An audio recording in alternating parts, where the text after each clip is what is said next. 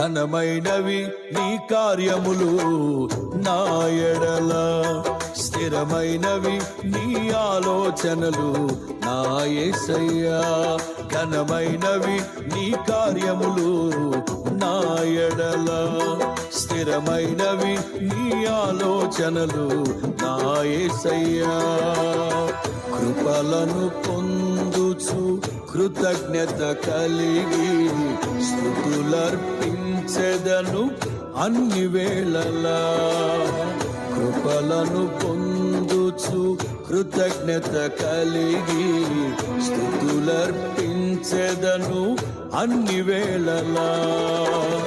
అనుదినము నీ అనుగ్రహమే, ఆయుష్కాలము నీ వరమే.